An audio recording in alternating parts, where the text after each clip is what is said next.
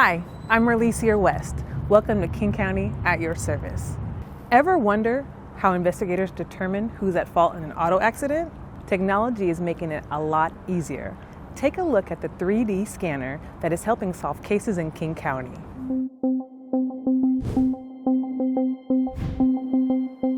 So our lot is full of vehicles that have been involved in serious injury collisions. A lot of them are fatal collisions. Every one of these vehicles I could point out has some sort of tragic story to it. This was a driver who failed to yield his left turn to an oncoming motorcyclist. The motorcyclist came off his bike, his body pocketed the windshield, and he flew into the air and was killed. In the past, it was up to us to locate all the crime scene placards, make sure that they were down, and we are placing and measuring the points. It would require 2 detectives and take twice as long because one person had to hold the mirror end of the stick and the other person had to run the total station, and we had to walk the scene.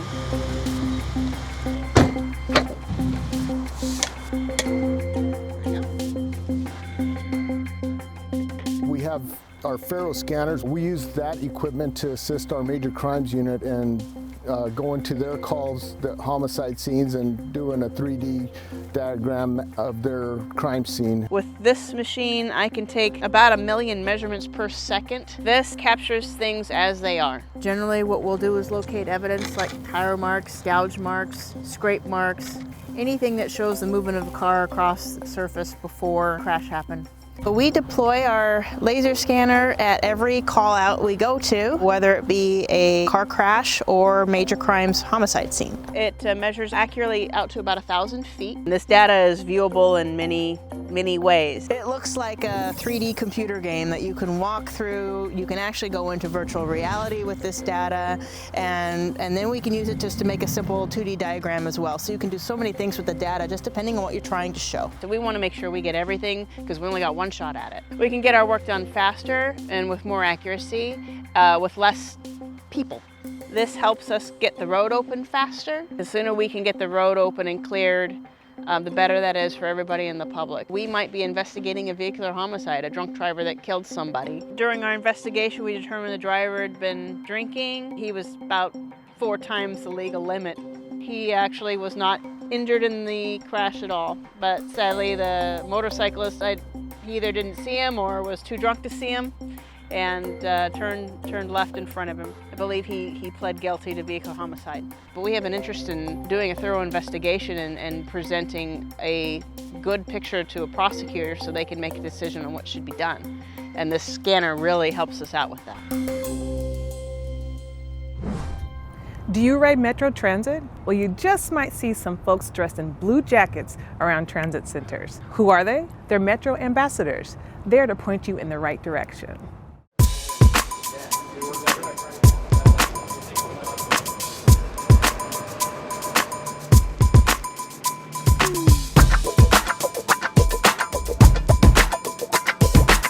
Enjoying the wonderful weather? Good. We could find a place to live just like this This year round, every day. Yeah. What ambassadors do is in-person customer service. Take care. Really wanted to see ambassador-type people to provide a welcoming presence on transit, at transit centers, and at transit stops. Having an ambassador be at a bus stop to help you find your way or to let you know that we don't take credit cards on transit. You know, just to say thank you for choosing us instead of a different mechanism is really a great public service.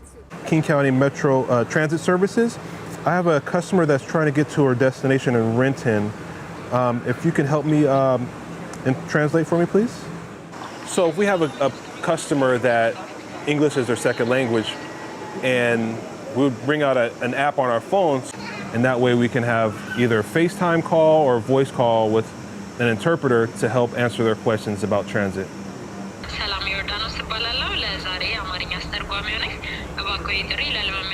They have transit questions about fares, and just a warm presence for our customers.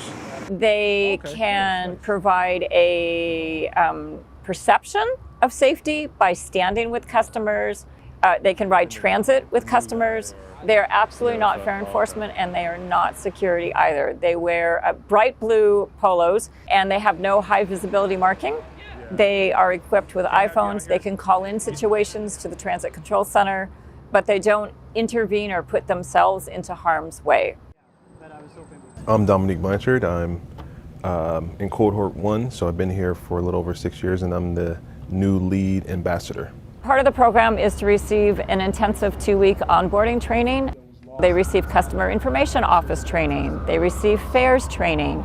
They receive language line access training so that we can promote language equity. They can only rely on their phones but so much, but human interaction I feel like is more helpful and feel more comfortable that way. We're just Metro drivers admiring the old school high floor. The operator experience can be very isolating, and knowing that there's an ambassador at a bus stop that has helped a customer to answer questions so the operator can truly focus on driving coaches safely is really, really helpful.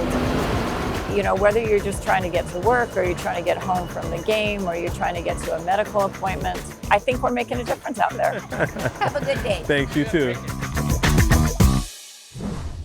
After the pandemic, many of us needed extra support, but finding behavioral health care can be challenging. Now, a new apprenticeship program is training skilled and diverse professionals. People come to Turning Point who are struggling with the disease of addiction, and we provide a controlled environment for them to learn the skills they need to avoid substance use in the future. If they don't have access to medical care and they don't have medical insurance, we need to start exploring options that may help them out in that department. CMAR Turning Point is near and dear to my heart because 6 years ago I was a patient here. And through hard work and going to college and getting myself back on track, I've been able to elevate myself to a counselor, and now I'm clinical supervisor. The need for behavioral health workers is so significant. It's actually quite dire. And so we have to figure out a way to get more people into the field. We decided to really focus energy on building behavioral health apprenticeship programs. I, in my journey, had to leave work to go to classes throughout the day. I had to get permission to leave. I had to work on all my homework at night. This internship and the resources that are available are making it easier than ever to get involved. The biggest challenge is just the pay. It has been increasingly difficult to recruit and to retain people in behavioral health, even though a lot of folks are very dedicated. The apprenticeship program really opens the door. Employees are getting paid while they learn. And at the same time, the employer gets to have somebody on staff who's really learning the greatest depth and breadth of knowledge, because they're not just working on the job, but they're also going to school to learn all the theory behind what they're practicing. Currently, we have 7 staff members who are doing the apprenticeship program. And what we're really trying to do is develop people. Good employees or employees who are really tuned to client care are seeing this as an investment. I said, what I want to do is I want to be a counselor. They offered me a chance to go to school and gain all the skills that I would need to be successful in this field, and I'm grabbing that by the horns and I am running with it. And all these things that I am learning that I can use to help save lives. And am I like boldly dreaming when I say that? I'm gonna say no. We can bring our own experience to the table. That's adult learning, right? And that's how you get people engaged. You gotta make it relevant. I will say this, it does work. This actually does work, and I guess I'm an example that it does work. We have to do something. We have to train our own. We have to start advocating for people with all different levels of education.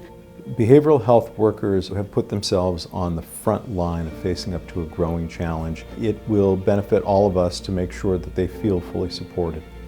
If you want to be part of something that matters, like really matters, it's the most fast-tracked, holistic way to get your license and get a career. Not just a job, a career. And we need you.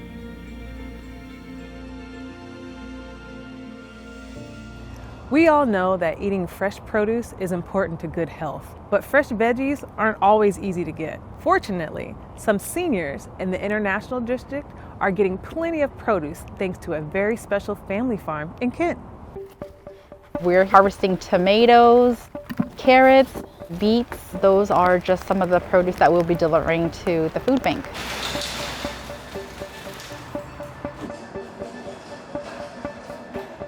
As my mom worked and raised her kids, she also volunteered at the Asian Counseling and Referral Services. She developed a relationship with Karen, who is their food bank manager. They are big, nice bok choy. Peppers, we have a lot. Plums, just refill us, it gets empty. I think we're ready. And then she would bring in these boxes or two to show Karen, hey, this is what I can grow for the food bank. She grew the vegetables that the clients were more accustomed to seeing. That's how our relationship has grown over 30 years. Local produce, it's fresh, it's a variety, it's more nutritious than if it's traveled across the country or across the world. And they can make what they want to with it because it's a whole food, it's not already prepared in a way they don't like or know what it is. The ACR's Food Bank is located in the heart of Chinatown International District. We're serving over 5,000 clients per year. 90+% of our clientele are seniors. I believe without this service, it would be challenging to thrive in this neighborhood with the cost of living going up.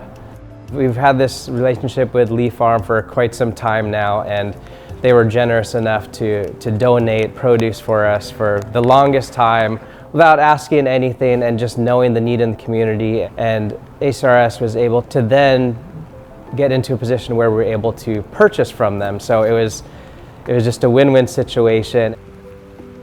My parents are still in the business and they're still on the farm, but you know, farming is it's very demanding. All the kids have slowly helped them along the way, and my husband and I have been working on the farm more, and that's how we're here.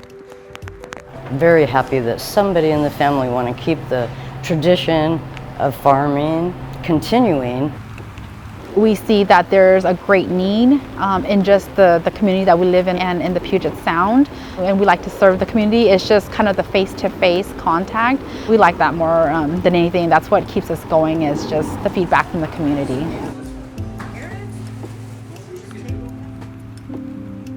Do you enjoy riding, skating, or just walking in a scenic place?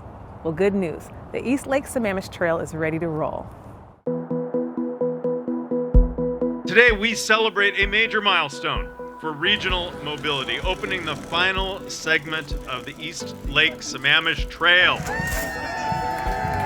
Now, if you zoom out, you will quickly realize why this achievement is so historic. East Lake Sammamish Trail contributes to the 44-mile path that connects Seattle's waterfront to East Side cities to the Cascade foothills.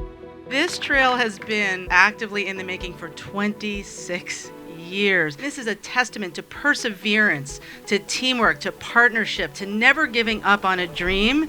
And here we are today, finally at the finish line, able to enjoy it. So it couldn't be better. The sky is blue, the air is clear, and if you feel a certain something, it's because you're in District 6 in King County, and we are going to enjoy the heck out of this trail. Getting out and engaging, moving, being in nature, we know that makes a huge difference in our mental attitudes. We have done a terrific thing for our communities on the East Side, our collective communities. We have a lot to celebrate. I hope to see you out on the trails. Thank you again, all of you, for being advocates of this today.